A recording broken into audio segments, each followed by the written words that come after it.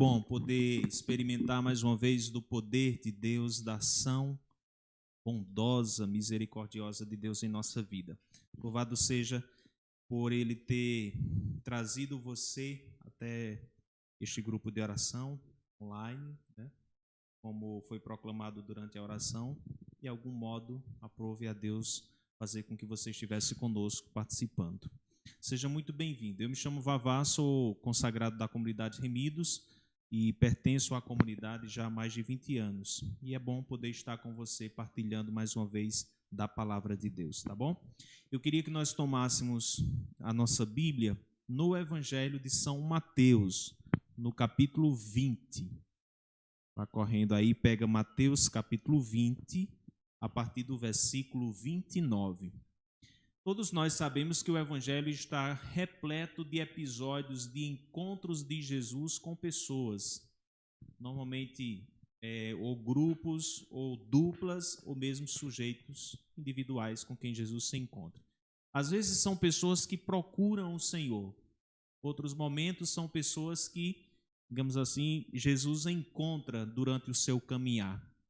E outros momentos, Jesus chama-os diretamente, como é o caso de Zaqueu, de Mateus e por aí vai, né? No caso de Mateus, um caso específico de vocação. E em se tratando de Zaqueu, uma situação não de vocação, de seguimento a Cristo diretamente do ponto de vista vocacional, mas Jesus o chama e diz que quer ficar na casa de Zaqueu e ali começa um diálogo com Jesus, né, de Jesus com Zaqueu, que gera depois uma conversão, uma mudança de vida. E neste episódio do Evangelho de Mateus, nós temos exatamente o relato de um encontro de Jesus com dois personagens nessa condição segunda que eu falei, ou seja, Jesus durante o caminhar os encontra. Vamos ler como é que o evangelista Mateus narrou esse episódio. Diz assim: enquanto saíam de Jericó, uma grande multidão os seguiu, o que era muito comum durante o ministério público de Jesus. Ele sempre era seguido por muitas pessoas, dada a fama que logo, como dizem os próprios evangelistas, logo se espalhou. Então Jesus sempre seguia cercado de muitas pessoas, além, é claro, do seu grupo de discípulos. Versículo 30. E eis dois cegos sentados à beira do caminho. Ouvindo que Jesus passava, puseram-se a gritar: Senhor, filho de Davi, tem compaixão de nós. A multidão repreendeu-os para que se calassem, mas eles gritavam ainda mais alto: Senhor, filho de Davi, tem compaixão de nós. Jesus parou, chamou-os e disse: que quereis que vos faça? Responderam-lhe: Senhor, que os nossos olhos se abram.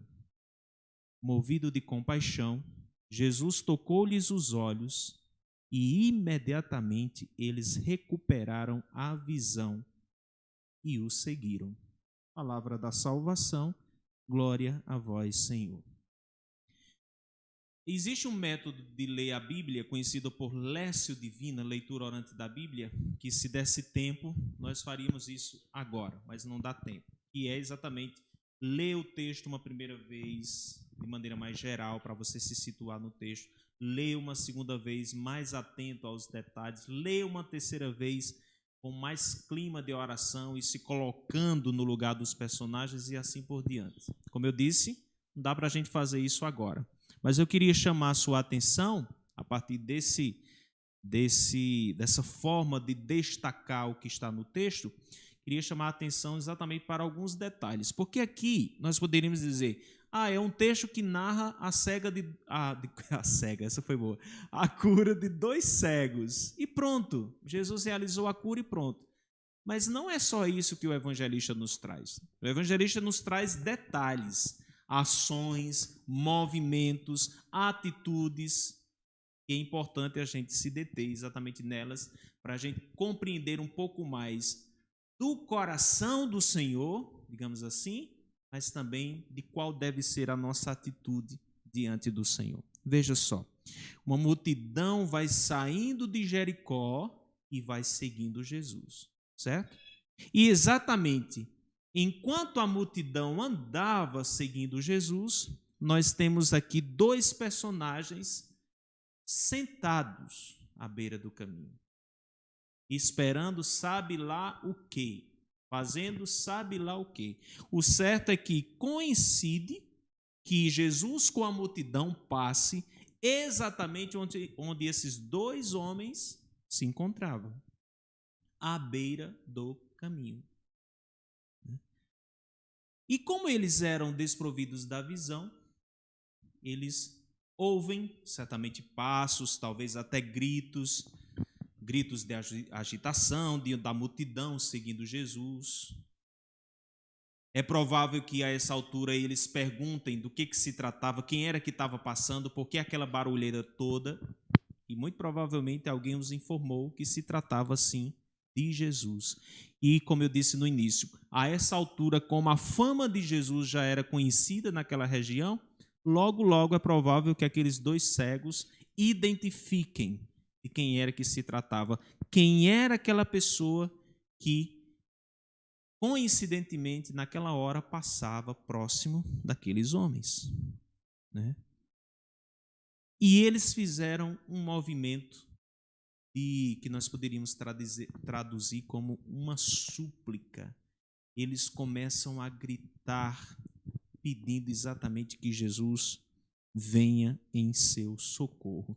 Ou mais exatamente, veja, eles chamam Jesus de Senhor, o que é uma maneira de identificar em Jesus a sua divindade, né?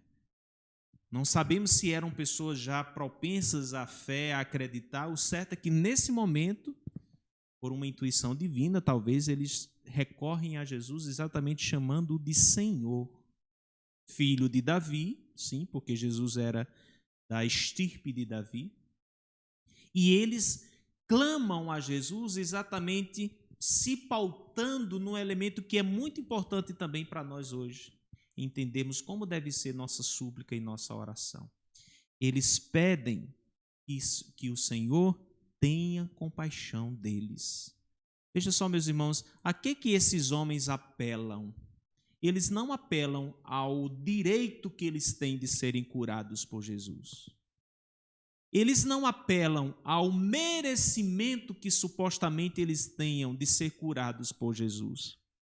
Afinal de contas, quem estava diante deles era o Senhor Todo-Poderoso, que inclusive já tinha curado diversos outros doentes, a essa altura talvez até já ressuscitado mortos, mas eles não pautam sua oração e o seu clamor a partir de um suposto merecimento, como por exemplo acontece num episódio lá também do Evangelho, narrado pelo Evangelho, em que o homem chega para Jesus e diz: se queres, podes curar-me. Jesus diz: se queres, tudo é possível ao que crê. Não há esse tipo de atitude nesses homens. Eles recorrem a Jesus, gritam para o Senhor e o fazem recorrendo não a um suposto merecimento que eles venham a ter, mas eles recorrem justamente à compaixão. Compadecer, sentir a dor do outro. E eles recorrem exatamente a isso em Jesus. Mas ocorre que, enquanto que havia esse grito naqueles homens, nos lábios daqueles homens, que ainda permaneciam sem visão, e tudo que eles tinham ao seu dispor era exatamente o ouvir e o falar, porque eles ouvem Jesus passar e põem-se a gritar. E o que acontece? Alguns da multidão, por mais que Mateus diga a multidão repreendeu-os, mas nós sabemos, claro, que não foi a multidão toda, até porque não tinha como, né? Se fosse um grande número, não tinha como. Mas pelo menos alguns dentre a multidão ficaram incomodados com o grito daqueles homens. Ou seja, é aquele tipo de pessoa que muitas vezes se incomoda com a nossa perseverança na oração.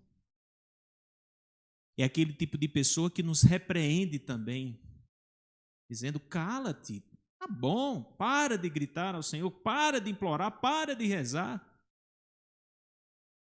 Muito provavelmente você que me escuta agora já vivenciou situações desse tipo. De você ser tão insistente na oração, tão perseverante, de modo que isso gerou incômodo em outras pessoas. Já viveu essa experiência? Muito provavelmente. Pessoas que talvez até chegaram objetivamente a pedir que você se calasse, parasse, quase que dizendo, não adianta, ou você está me incomodando com a sua oração. Mas aqueles homens, parece que eles tinham dentro do coração uma convicção. Eles não podiam se calar. Talvez aqueles homens tenham sido iluminados também por uma convicção. Será que nós vamos ter a possibilidade de encontrar esse Jesus de Nazaré de novo à beira do caminho? Quando será que ele pode vir a passar aqui novamente? E enquanto que alguns da multidão repreendiam, dizendo, se calem, parem de gritar, olha só a atitude desses homens. Eles gritavam ainda mais alto. Então, qual é a atitude desses homens? Eles não se rendem às repreensões de alguns da multidão. Eles gritam ainda mais alto, convencidos de que só daquela forma eles poderiam ter acesso ao Senhor. E eles gritam mais alto e vejam que a frase, a oração deles é a mesma da primeira vez. Senhor, filho de Davi, tem compaixão de nós. De novo, esses homens recorrem à compaixão de Jesus e não a um suposto, volto a dizer, não a um suposto merecimento que eles tivessem de serem curados por Jesus. Eles recorrem à compaixão. E quando eles gritam uma segunda vez, nós não sabemos se Jesus não para ou não se aproxima deles já ao primeiro grito que eles dão. Se Jesus não faz isso, ou porque não ouviu, ou porque talvez Jesus também estivesse querendo provar a fé, como fez, por exemplo, com aquela mulher sírio-fenícia que vem pedir pela sua filhinha.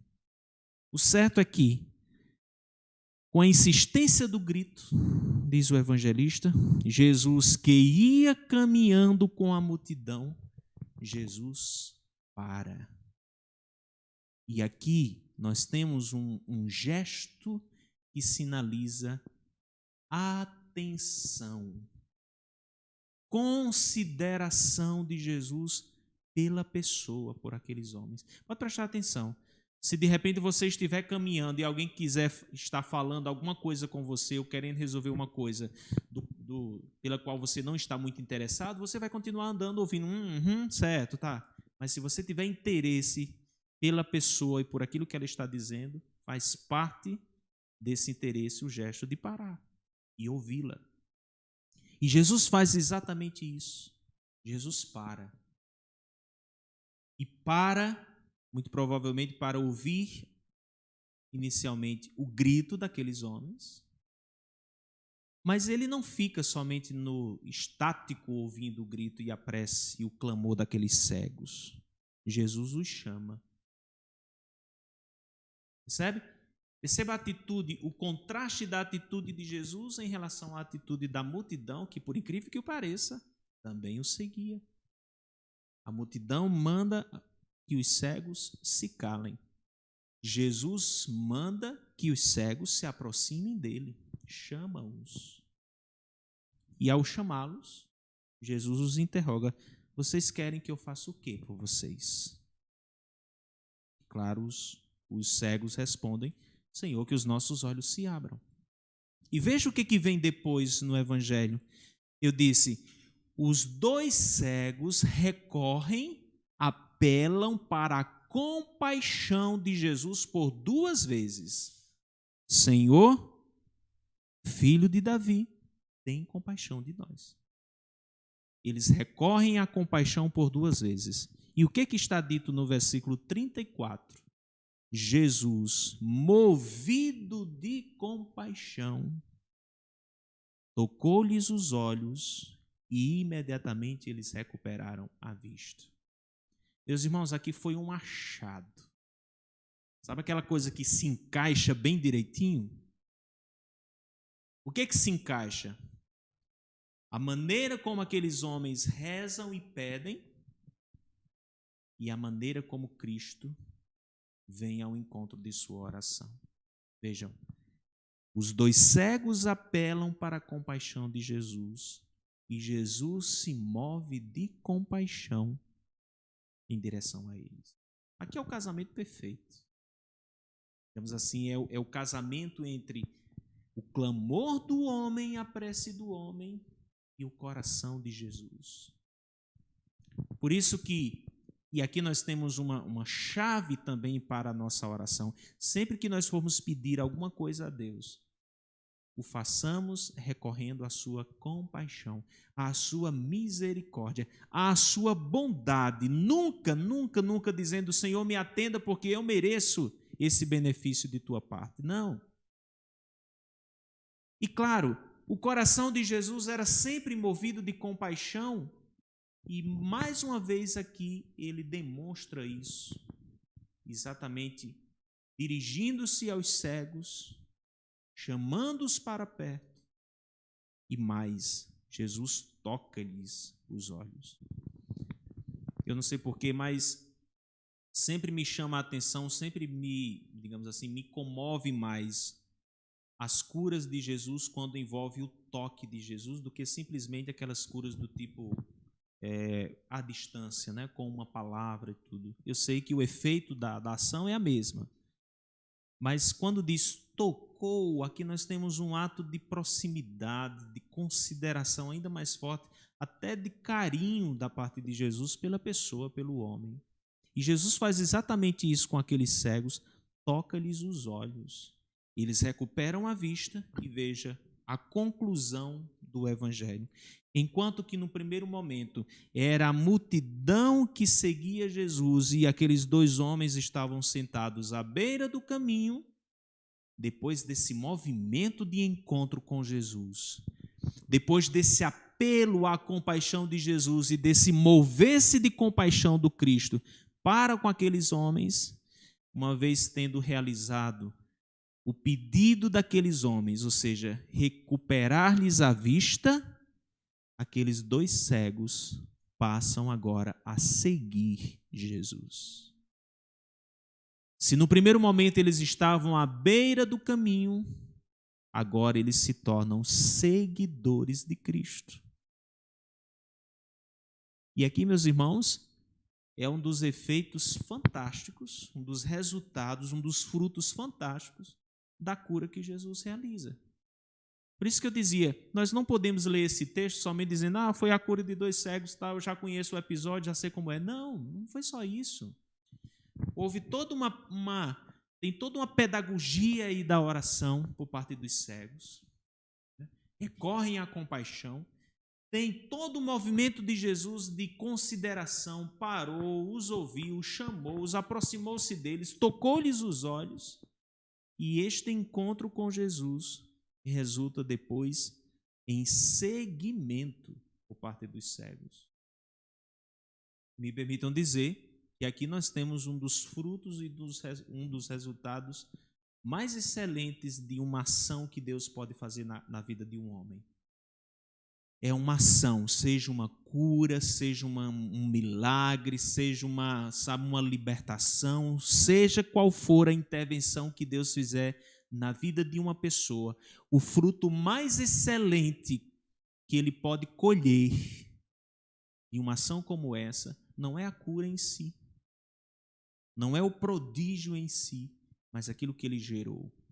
E se essa cura, se esse milagre gera seguimento a Jesus, pode ter certeza que aqui significa que aquele evento salvífico tocou o coração daquela pessoa. De fato, nós vemos no próprio gesto de seguimento que aqueles dois cegos estavam recorrendo a Jesus e gritando, como costumamos dizer popularmente, não da boca para fora. Se tratava realmente de um grito do interior. Eles não queriam apenas recuperar a vista somente para dizer, agora nós estamos vendo e pronto. Mas o que acontece nas entrelinhas dessa cura dos 2 cegos? Eles recuperam a vista e passam a enxergar Jesus. E porque enxergam Jesus, eles se colocam como seguidores deste mestre. Percebe? Aqui é que está o mais extraordinário, o mais belo do texto. Recuperam a vista, enxergam Jesus e passam a se tornar seguidores de Cristo. Vavá, eles não eram seguidores antes? Não, eles não eram. Eles estavam sentados à beira do caminho. Eles estavam desprovidos da visão. Eles não podiam enxergar a face do Mestre, a face do Cristo. Mas a partir do momento em que eles fizeram isso, meus irmãos, eles foram atraídos para o seguimento de Cristo. Então, o que esse texto curto, mas de uma beleza, de uma riqueza, pode nos ensinar nessa noite? Primeiro que tudo, repito, aqui nós temos uma arte da oração que esses cegos nos ensinam hoje. Pedir sempre segundo a compaixão de Cristo, segundo o mérito da compaixão de Cristo. Segundo, esse parar de Jesus que denota, que expressa atenção, interesse, proximidade, consideração pela pessoa. E tenha essa certeza hoje, você que nos assiste agora, tenha certeza de que Deus tem consideração por você. Tenha certeza de que quando você se dirige ao Senhor, vamos usar uma metáfora aqui, Ele para lhe ouvir. Ele não está ocupado com milhões de coisas, milhões de pedidos que não possa lhe ouvir, não. Não, Ele para e se detém exatamente para você, para lhe ouvir de maneira pessoal. E Ele tem compaixão de você.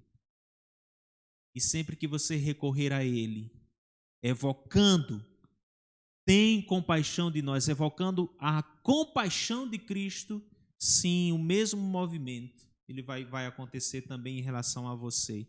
O Cristo vai se mover de compaixão, ele vai se aproximar de você, ele vai lhe ouvir, ele vai lhe perguntar: o que é que você quer mesmo que eu faça por você? Essa é a atitude, meus irmãos, de carinho, de consideração que Cristo tem por nós. O que é que você quer que eu faça por você? E Ele vai querer ouvir você diretamente. Veja que é isso que Jesus faz nesse episódio. Os 2 cegos gritam, digamos assim, de uma maneira solta. Claro, eles recorrem a Jesus. Aquele grito deles talvez se perde no meio da multidão, mas agora que Jesus para, se detém, se aproxima deles, chama-os, Jesus faz questão de ouvir seu pedido diretamente. O que é que vocês querem que eu faça por vocês? E movido de compaixão, Jesus lhes devolve a visão. Nós precisamos recuperar a visão para enxergar o Cristo, sempre de novo. Esse evangelho ele pode ser aplicado em dupla dimensão. Nós devemos buscar de Deus curas físicas, sim, claro. E se você conhece, ou talvez precise de cura da sua visão mesmo, visão humana, visão biológica, vamos pedir isso nessa noite. Mas também nós precisamos da visão, daquela visão que é capaz de enxergar Cristo, o rosto de Cristo. Talvez no meio de uma multidão. Nós precisamos da visão para nos aproximarmos ainda mais do seguimento de Jesus. Nós precisamos voltar a enxergar, recuperar a visão. Então nós temos um Cristo todo solícito, todo atencioso para com o homem. E no fim, esse encontro, essa ação, vai resultar, repito, em seguimento a Jesus. Então, eu peço a você nessa noite, não tenha medo de recorrer a Jesus. Não se cale quando pessoas disserem: para, tá bom, já chega, deixa de insistência. Não se cale, insista, grite ao Senhor. Ele vai te escutar, ele vai lhe ouvir. Mas quando a ação de Deus se tornar concreta na sua vida, quando você sentir que também o Senhor lhe tocou e que o Senhor realizou por ti aquilo que você tanto pediu, não seja indiferente a esse Senhor. Não o ignore. Não o esqueça e deixe para lá. Pronto, já obtive meu sinal, meu milagre, minha graça. Pronto, agora eu vou cuidar da minha vida. Não. Torne-se seguidor de Cristo. Siga-o. Porque há muito mais alegria em ser seguidor dele do que simplesmente obter dele uma graça pontual. E desculpe eu dizer isso, os cegos, esses cegos que estavam pertinho de Jericó, eles obtiveram de Jesus um grande milagre, concorda? Uma grande cura, a restituição da visão. Mas o maior milagre que eles obtiveram do Senhor naquele dia foi o milagre do seguimento. É a graça do seguimento. De passar a estar com o Senhor, de passar a viver com o Senhor, de passar a ouvir suas palavras, mas também a ver e a contemplar o seu rosto, coisa que eles não podiam fazer antes. Então, qual o maior sinal, qual a maior graça que esses homens recebem? A graça de se tornarem seguidores de Cristo. E para terminar, nós poderíamos também, aplicando a moção dessa oração desta noite, aqueles cegos que nós poderíamos chamar, e alguns evangelistas chamam os cegos de Jericó, os cegos de Jericó, eles poderiam proclamar com toda certeza: sim, Deus me visitou. Como nós fizemos nessa noite, como nós estamos fazendo nessa noite. Sim, Deus me achou à beira da estrada, à beira do caminho.